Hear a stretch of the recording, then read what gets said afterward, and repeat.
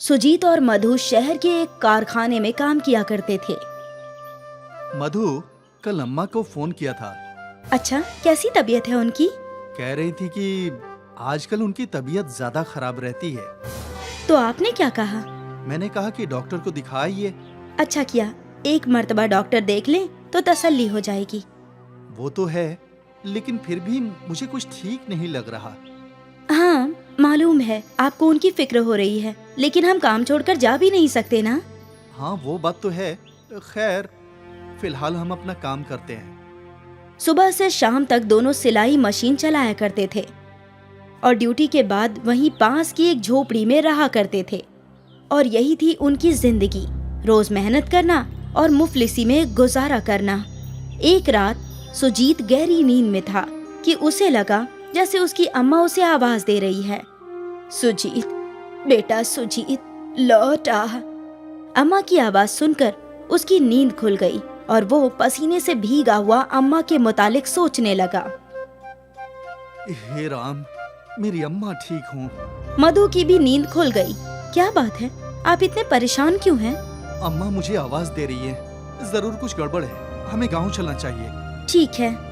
सुबह की पहली बस पकड़कर दोनों गांव पहुंचे और उन्होंने वहां देखा कि सुजीत की अम्मा बिस्तर पर अपनी आखिरी सांसें ले रही है। अम्मा, अम्मा। तू आ गया बेटा, ऊपर वाले ने मेरी सुन ली। तुझे देखे बगैर मैं कैसे मर सकती थी। अम्मा, ऐसी बात ना करो, तुम्हें कुछ नहीं होगा। नहीं बेटा, मेरा आखिरी वक्त आ गया है। तुझे ये राज बताकर मरूं, यही ख्वाहिश थी। कैसा राज? जादुई मिर्ची का राज। जादुई मिर्ची? मेरी अलमारी में एक लकड़ी का डिब्बा है, उसके अंदर मिर्ची के बीज हैं, जादुई मिर्ची। उसे खेतों में बो दे, फिर मिर्ची होगा। जादुई मिर्ची तेरी हर ख्वाहिश पूरी करेगी। इतना बोलकर सुजीत की अम्मा चल बसी। अम्मा। सुजीत और मधु फूट फूट कर रोए। अम्मा जी। कुछ रोज बाद, आपको याद है ना, माँ जी ने हमें एक राज बताया था। हाँ मधु, ये रहे वो जादुई मिर्ची के बीज। हमें इन्हें खेतों में बो देना चाहिए। हाँ, लेकिन इसमें काफी वक्त लगेगा। कोई बात नहीं, मुमकिन है हमारी किस्मत बदल जाए। अगले रोज सुजीत और मधु दोनों खेत में गए और मिर्ची के बीजों को खेतों में बो दिया। अब हमें इन जादुई मिर्ची के पौधों के उगने का इंतजार करना होगा। मिर्ची के बीजों में क्या जादू था ये तो उन्हें मालूम नहीं था, लेकिन दोनों मिर्ची के पौधे के उगने का इंतजार करने लगे। खेतों में बीज बोकर दोनों थके हारे घर लौटे। थक गए? हाँ। और भूख भी लगी ही होगी। हाँ, तुम जल्दी से कुछ बना दो। मधु बावर्ची खाने में खाना बनाने लगी। कुछ और रोज इतनी मेहनत करनी होगी, फिर हमारी किस्मत बदल जाएगी। उम्मीद तो यही है। कुछ देर बाद दोनों ने खाना खाया और जादुई मिर्ची के ख्वाब देखते हुए दोनों सो गए। अगले कई रोज तक वो दोनों खेतों में आप पोशी का काम करते रहे। ना जाने कब ये जादुई मिर्ची उगेगी। सब्र कीजिए। जादुई मिर्ची में क्या जादू होगा? मालूम नहीं, जो भी होगा अच्छा ही होगा। रोज दोनों दूर से खेतों तक पानी लाते थे और अब उनके खेतों में छोटे छोटे पौधे नजर आने लगे थे। वाह, ये हुई ना बात। अब कुछ ही रोज में मिर्ची उगने लगेगी। हाँ, और इनमें क्या जादू है उसका भी इल्म हो जाएगा। हाँ, इतने दिनों की कड़ी मेहनत के बाद आज सुजीत और मधु के चेहरे पर मुस्कान आई थी। अगर तुम ना होती तो मैं तन्हा कैसे ये सब कर पाता। ऐसा क्यों सोचना, अब तो बस जादुई मिर्ची के उगने का इंतजार है। हमने इतनी मेहनत की है। हाँ।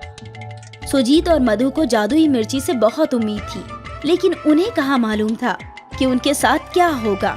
अगली सुबह जब सुजीत अपने खेतों में पहुंचा तो उसके खेतों में फसल लहलहा रही थी। सुजीत को अपनी नजरों पर एतबार न हुआ। जादुई मिर्ची उग गई। सुजीत परेशान था। वो दौड़कर घर गया। मधु, जादुई मिर्ची उग गई। क्या? हाँ, सारी मिर्ची उग गई है।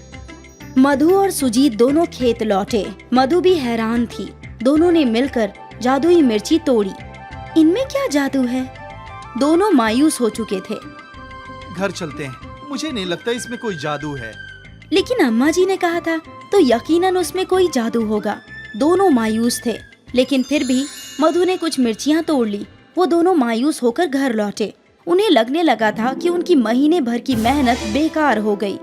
घर जाकर मधु खाना पकाने लगी और जैसे ही उसने दाल में मिर्ची डाली तो पूरी दाल सोने में तब्दील हो गई। ए जी, ये देखिए, सोना? जादुई मिर्ची का कमाल। इसका मतलब ये हकीकत में जादुई मिर्ची है। इसे दाल में डालते ही ये सोने में तब्दील हो गई। हाँ, हमारी तो किस्मत ही खुल गई। अब हमें किसी बात की फिक्र नहीं। हाँ अम्मा, शुक्रिया। उस सोने को फरोख्त कर सुजीत ने एक बड़ा घर ले लिया। अब उन दोनों को खाने पीने की जरा भी फिक्र नहीं थी। जादुई मिर्ची ने हमारी जिंदगी बदल दी। कहाँ हम शहर के बाहर झोपड़ी में सिलाई करते थे और कहाँ हमारा खुद का बंगला है। ये सब मेरी अम्मा की बरकतें हैं। हाँ, अम्मा जी ने हम दोनों की जिंदगी संवार दी। जादुई मिर्ची ने सुजीत और मधु की जिंदगी बदल दी। वो गरीब से अमीर बन गए। अब वो दोनों गरीबों की मदद करने लगे। गांव में किसी को भी कोई परेशानी होती तो वो उनके पास दौड़ा चला आता। बेटा, मुझे अपने दख्तर की शादी करवानी है, मेरी मदद कर दो। सुजीत और मधु दिल खोलकर लोगों की मदद करते, क्योंकि उनकी दौलत कभी खत्म ही नहीं होने वाली थी। जब भी उन्हें पैसों की जरूरत होती, वो खाने में जादुई मिर्ची डालते और खाना सोने में तब्दील हो जाता। शायद ये जादू इन्हें इसलिए मिला था कि सुजीत और मधु लोगों की मदद कर पाए।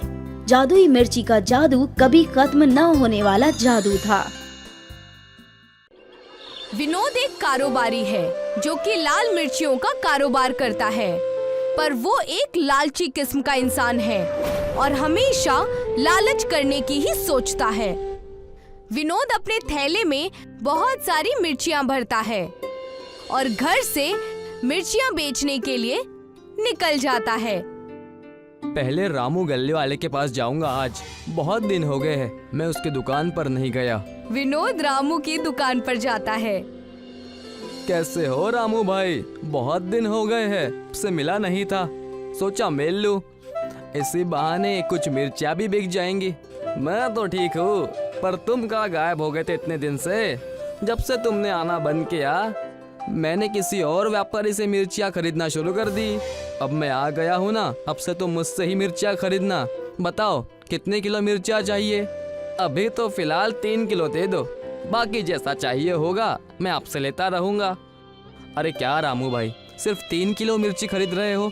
इतनी बड़ी दुकान है, कम से कम 5 किलो तो ले लीजिए।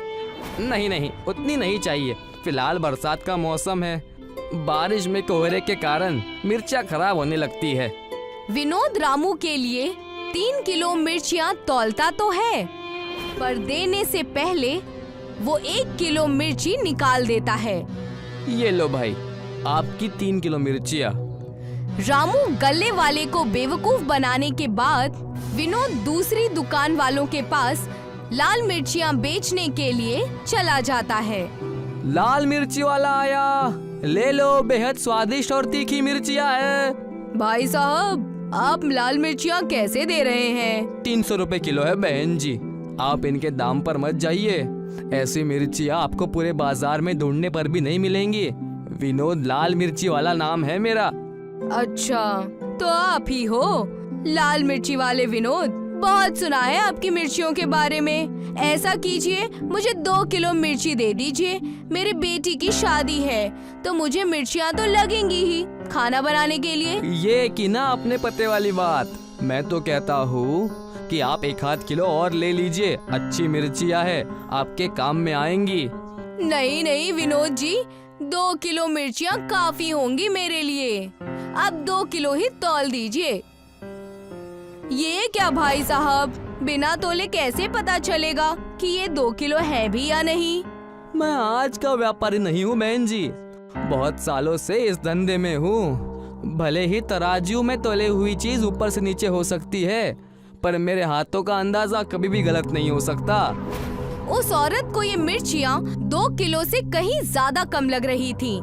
ठीक है, आप कहते हैं तो ये मिर्चियाँ पूरी 2 किलो ही होंगी।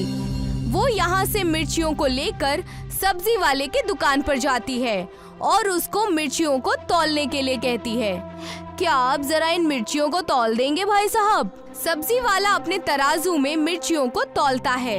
ये तो बहन जी 1 किलो से भी कम है, देख लीजिए। इसका मतलब उस मिर्ची के कारोबारी ने मुझे बेवकूफ बना दिया। मालिक करे उसकी मिर्चियाँ उस पर ही भारी पड़ जाएं और वो अपनी ही मिर्चियों से इतना परेशान हो जाए कि उसका पूरा लालच खत्म हो जाए। दूसरी ओर विनोद अपने लालच के चलते लोगों को बेवकूफ बनाकर ज्यादा मिर्चियाँ बताकर कम मिर्चियाँ दे रहा था, जिससे सभी लोग बहुत परेशान हो गए थे और सभी ने विनोद को बद्दुआएं दी कि वो अपनी मिर्चियों से परेशान हो जाए। आज तो अच्छा खासा मुनाफा हो गया है। काश अगर मेरे पास कुछ और मिर्चियाँ होती तो मैं कुछ और लोगों को मिर्चियाँ बेचकर थोड़े पैसे और कमा लेता। विनोद सारी मिर्चियाँ बेचकर अपने घर चला जाता है और थके होने की वजह से वो अपनी बेटी से पानी लाने के लिए कहता है। बेटी, मेरे लिए 1 गिलास ठंडा पानी ले आओ। विनोद की बेटी उसके लिए पानी लेकर आती है, पर जैसे ही वो पानी पीता है उसे वो पानी बेहद तीखा लगता है।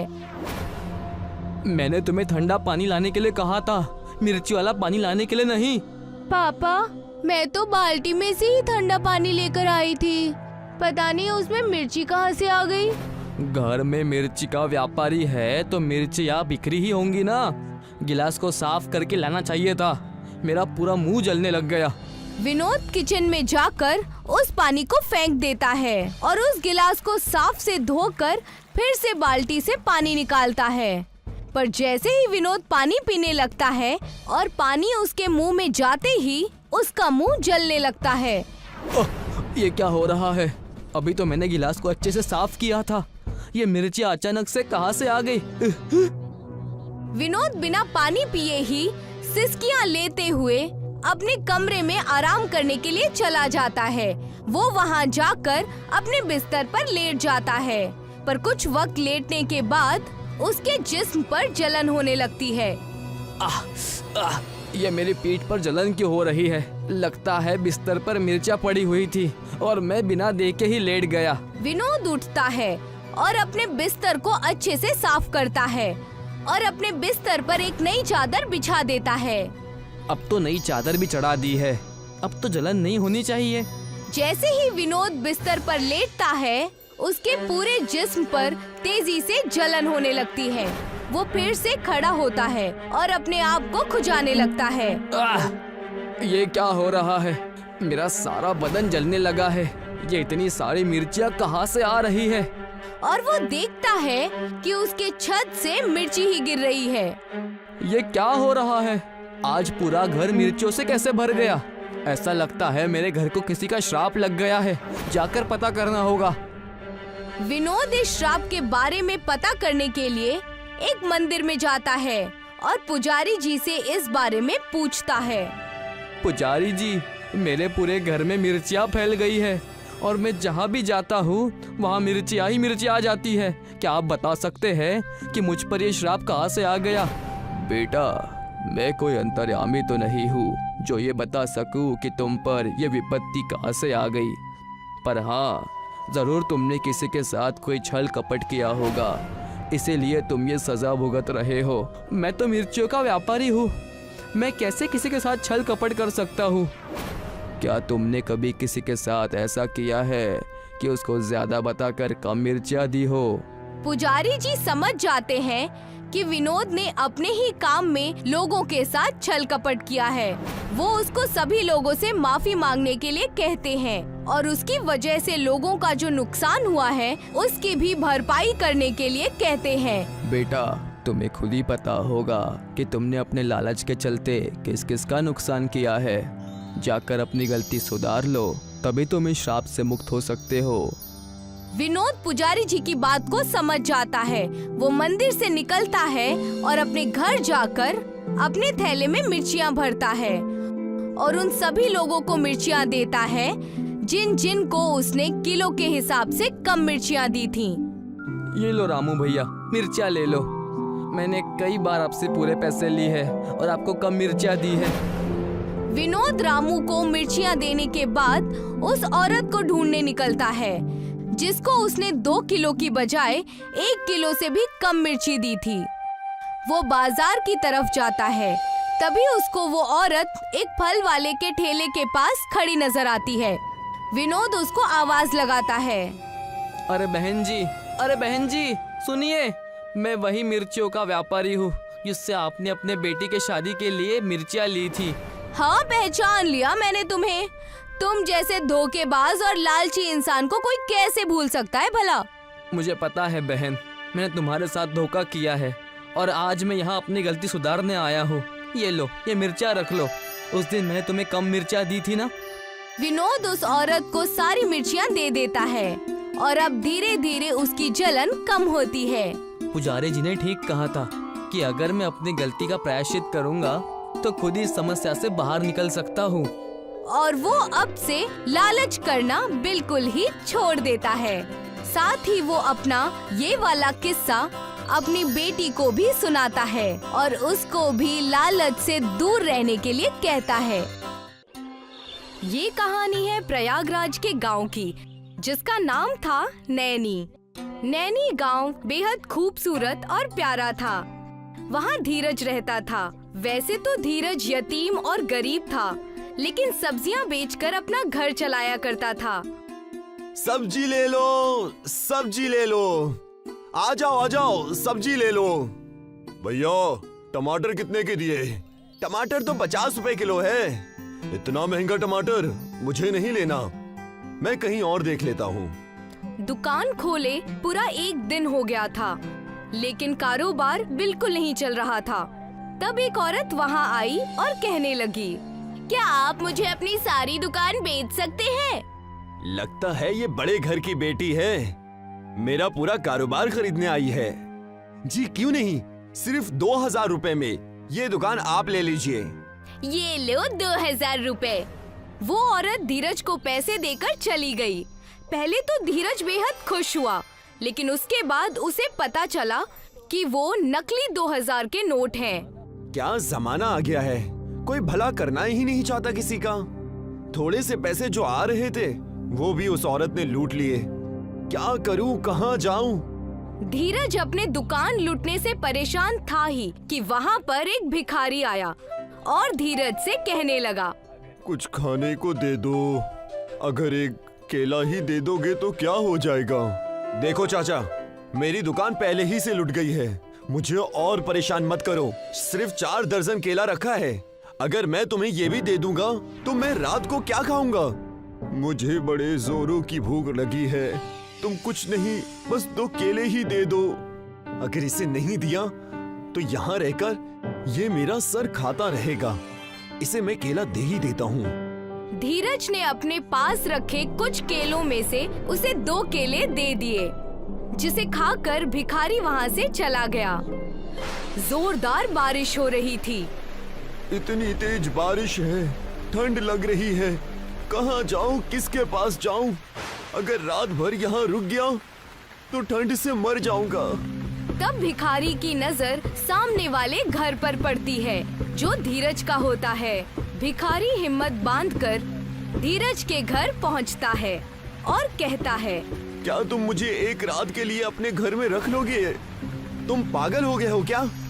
तुम्हारी मैंने थोड़ी सी मदद क्या की, तुम तो सर पे चढ़ रहे हो। रात हो चुकी है, बारिश भी बहुत ज्यादा है, ठंड भी लग रही है, बिजलियां कड़क रही है, बस एक रात के लिए जगह दे दो।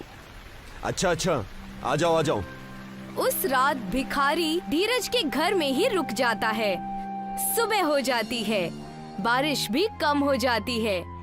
धीरज की आंख खुलती है तो वो देखता है कि वो भिखारी सुबह सुबह ही अपने झोले में से मिर्चियाँ निकालकर खा रहा था। तुम इतनी सुबह सुबह उठकर मिर्चियाँ क्यों खा रहे हो? आप उठ गए, ये मिर्चियाँ कोई ऐसी वैसी मिर्चियाँ नहीं है, इसे खाने से मुझे अब दिन भर भूख नहीं लगती। मुझे उससे क्या मतलब, तुम जाओ अपना काम करो। चलो, सुबह हो गई और बारिश भी नहीं हो रही है। भिखारी धीरज के घर से चला जाता है। धीरज सब्जी मंडी जाकर उसे दोबारा बेचने के लिए सब्जी की दुकान पर सब्जी लगाने लगता है। आ जाओ, ताजे ताजे सब्जियां ले लो। आ जाओ।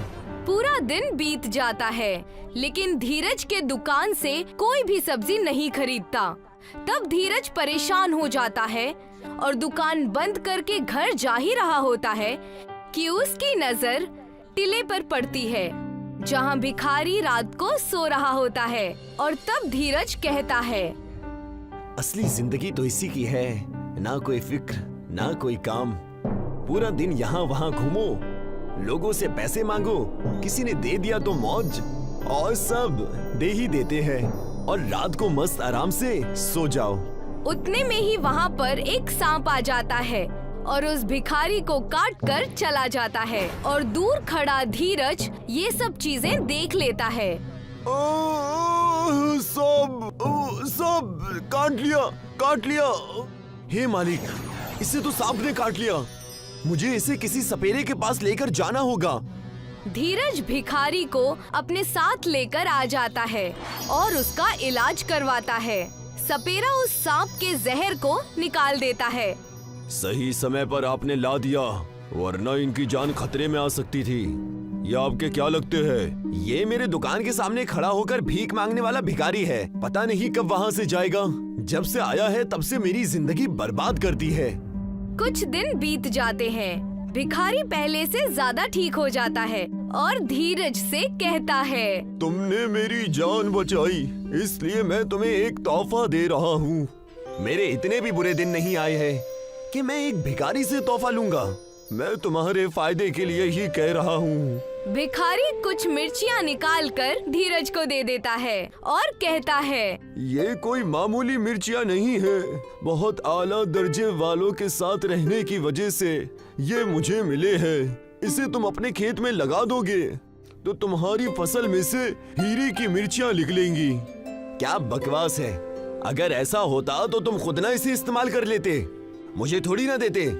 मैं एक ईमानदार इंसान को ही ढूंढ रहा था जो मुझे तुम में नजर आया। ये जादुई मिर्चियाँ तुम्हारे पास ही रखो। भिखारी धीरज को मिर्चियाँ देकर वहाँ से चला जाता है और कुछ वक्त बीत जाता है। अब भिखारी उस टिले या उसके आसपास कहीं नजर नहीं आता। धीरज उन मिर्चियों को देखकर सोचता है, क्यों न मैं ये मिर्चियाँ एक बार लगाकर देख ही लूं। कहीं उस भिखारी की बात सच निकली तो। धीरज उन मिर्चियों को लेकर अपने घर के आंगन में कुछ जगहों पर बो देता है। देखते ही देखते कुछ दिन बीत जाते हैं। उन मिर्चियों की फसल में से रोशनी आने लगती है। धीरज उसे देखकर वहाँ जाता है। ये रोशनी कैसी? इसे खोद कर देखता हूँ। लगता है मिर्चियाँ उग आई हैं। धीरज जैसे ही उन मिर्चियों को तोड़ता है, उसे वहाँ पर हीरे की मिर्चियाँ नजर आती हैं, जिन्हें देखकर वो बेहद खुश हो जाता है। उस भिखारी की बात तो सच निकली।